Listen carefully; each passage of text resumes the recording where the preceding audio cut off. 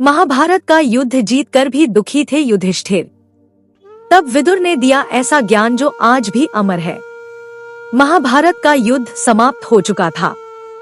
कुरुक्षेत्र की भूमि पर रक्तपात और विध्वंस का तांडव अपने निशान छोड़ गया था। पांडव विजयी हुए थे, पर उनकी विजय भी अपनों के खोने के दर्द से भरी थी।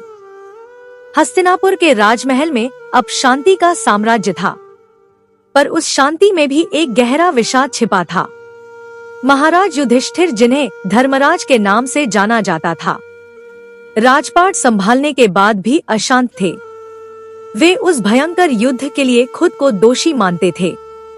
एक दिन जब युधिष्ठिर अपने कक्ष में उदास बैठे थे, तब उनके अनुज भीम उनके पास आए।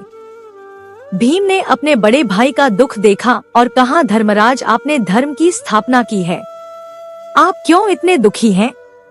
यह सब ईश्वर की इच्छा थी, इसमें आपका कोई दोष नहीं।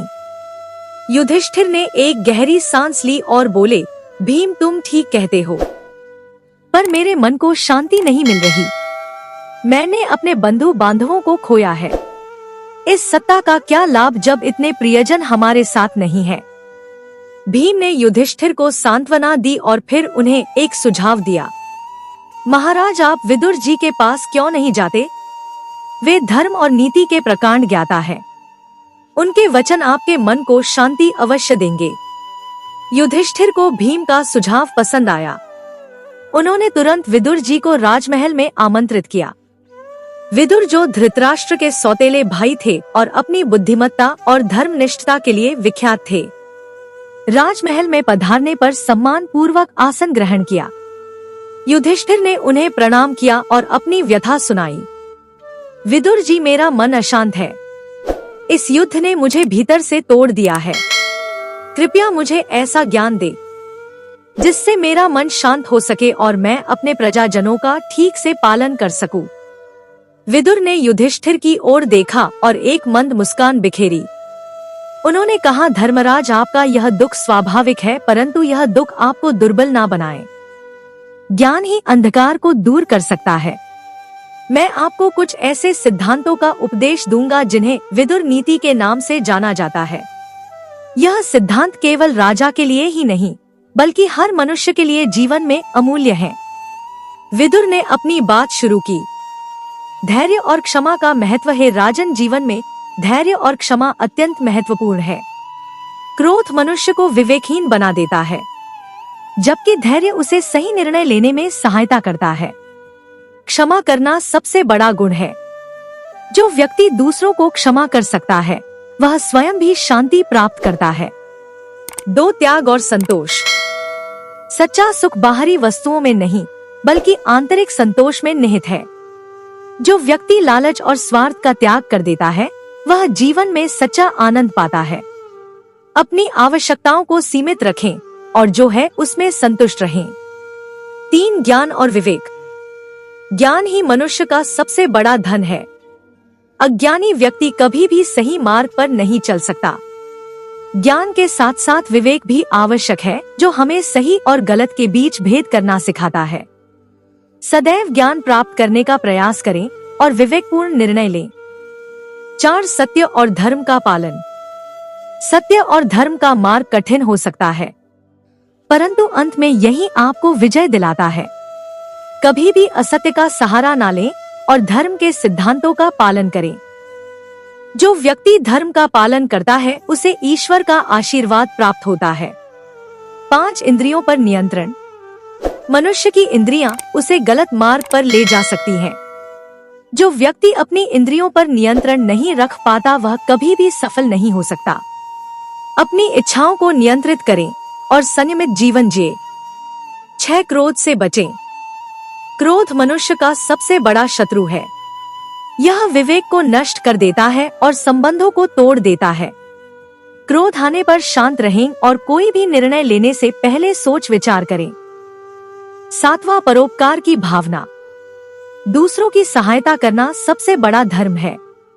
जो व्यक्ति दूसरों के दुख में उनके साथ खड़ा होता है, वह सच्चा मनुष्य है।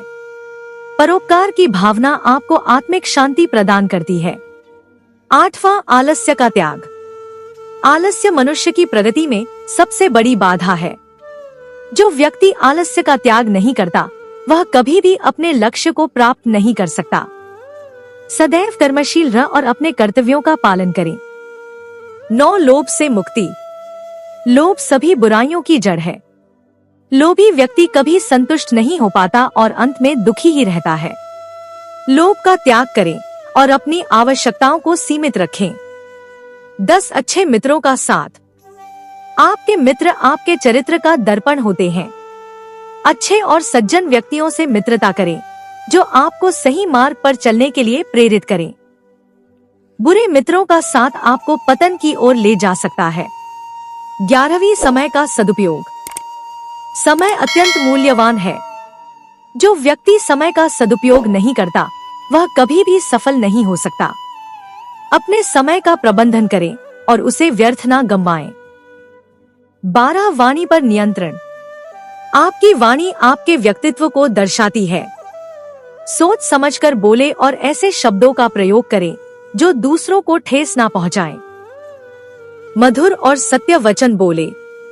13 अहंकार से दूरी। अहंकार मनुष्य के पतन का कारण बनता है। ज्ञानी व्यक्ति कभी अहंकारी नहीं होता। अपनी उपलब्धियों पर गर्व करें परंतु अहंकार से दूर रहें। 14वां कर्म का महत्व। कर्म ही प्रधान है। आप जो कर्म करते हैं वही आपका भविष्य तय करता है। अच्छे कर्म करें और फल की चिंता ना करें। ईश्वर आपको आपके कर्मों का फल अवश्य देगा। 15वां मृत्यु का भय त्यागे। मृत्यु जीवन का अटल सत्य है। जो व्यक्ति मृत्यु से भयभीत रहता है वह कभी भी खुलकर जीवन नहीं जी पाता। मृत्यु के भय को त्यागे और हर पल को पूरी तरह से जिए। विदुर जी ने अपनी बात समाप्त की। युधिष्ठिर ध्यान से सब सुन रहे थे। उनके चेहरे पर अब शांति और संतोष के भाव थे। उन्हें ऐसा लगा जैसे उनके मन का बोझ हल्का हो गया हो। युधिष्ठिर ने विदुर जी को प्रणाम किया और कहा, विदुर जी, आपके वचन मेरे लिए अमृत समान है। आपने मेरे मन के अंधकार को दूर कर दिया है। मैं इन सिद्धांतों को अपने जीवन में अपनाऊंगा और अपनी प्रजा के कल्याण के लिए कार्य करूंगा। उसके बाद युधिष्ठिर ने विदुर नीति के सिद्धांतों को अपने शासन में लागू किया। उन्होंने धैर्य और क्षमा से अपने विरोधियों को जीता, संतोष से अपने जीवन को समृद्ध किया और ज्ञान तथा विवेक से सही निर्णय लिए। उन्होंने धर्म और सत्य का पालन करते हुए अपनी प्रजा का कल्याण किया। उनके राज्य में सुख, शांति और समृद्धि का वास हुआ। यह कहानी हमें सिखाती है कि विदुर नीति केवल एक प्राचीन ग्रंथ के सिद्धांत नहीं है, बल्कि वे जीवन जीने के अमूल्य सूत्र हैं। यह सिद्धांत आज भी उतने ही प्रासंगिक हैं जितने उस समय थे। यदि हम इन्हें अपने जीवन में अपनाते हैं तो हम भी युधिष्ठिर की तरह अपने दुखों पर विजय प्राप्त कर सकते हैं और एक सुखी, शांत तथा सफल जीवन जी सकते हैं। उम्मीद करती हूँ यह कहानी आप लोगों को अच्छी लगी होगी। अच्छी लगे तो लाइक करें, अपने दोस्तों के साथ शेयर करें, मेरे चैनल को सब्सक्राइब करें और कमेंट में जय श्री कृष्ण अवश्य लिखें। कहानी सुनने के लिए बहुत बहुत धन्यवाद। मिलती हूँ एक और नई कहानी के साथ।